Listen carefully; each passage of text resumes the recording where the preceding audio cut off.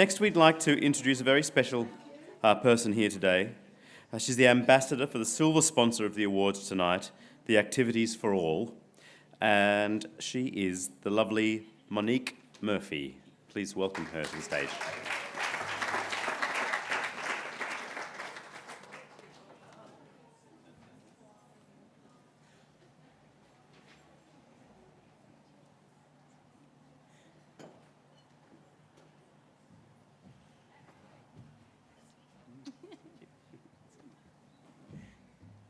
Hello everyone, thank you very much for having me here. My name is Monique Murphy and I'm going to share a little bit about my journey and my connection to sport, as well as with Share the Dignity.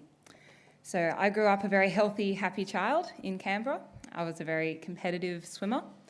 I loved the sport, and the things that swimming did for me as a child, it taught me discipline, it taught me respect, motivation, just life skills that I could apply to anything. And I was very lucky to have the emotional and financial support of my family to pursue these endeavours.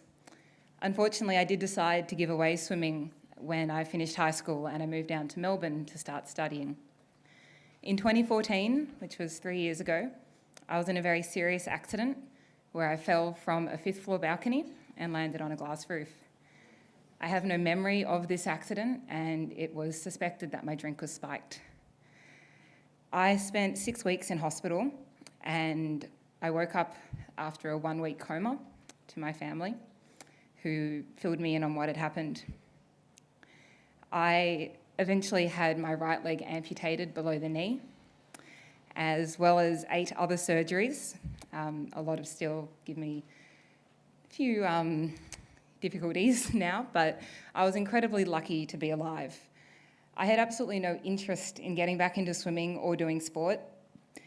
However, the day that I received my first prosthetic leg, I was back in the water doing hydrotherapy.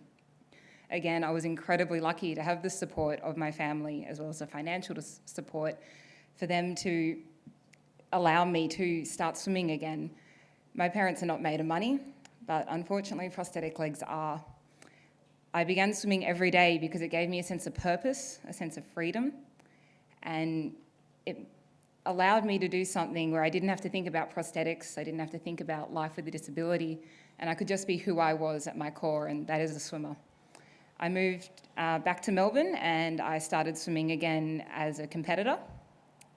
And exactly 1 year after my accident, I was announced on the Australian Dolphins swim team heading to the World Championships.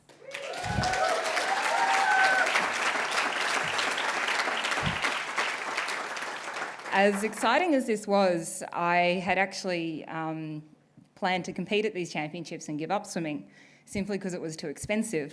I was spending up to $400 a week in taxis getting me to and from training, and it wasn't something we could continue. But thanks to the Australian Dolphins swim team and my swim club, they funded my fees, and I was connected with Mazda for a courtesy car to get me to and from training.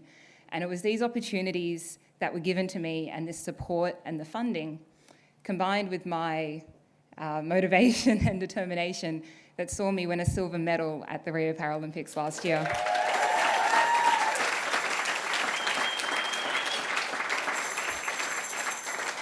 I had my family there in the stands as well, and it was just such a special moment for all of us after what I'd put them through. To have them there and share that with me was it's just indescribable. And, you know, thinking about it now and even just seeing the photos from that day just brings me to tears. So sport has played a huge part in my life, and it's something that I like to give back by showing Australia what I can do behind the blocks and in the water.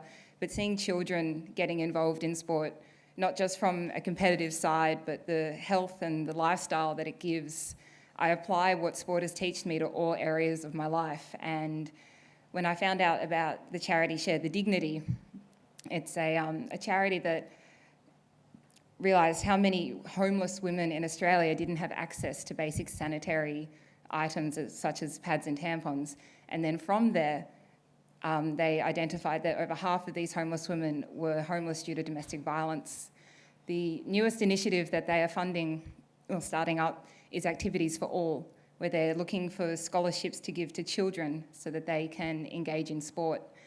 And as someone who has worked with disadvantaged children for the last 7 years as a volunteer, I've seen what giving children a chance to, break out and show their love of sport, whether it's a physical sport or a hobby, arts and craft, just see them come alive and put a bad situation that they have at home aside and just enjoy being a kid for a while. And it can teach them life lessons that they might not be able to learn outside.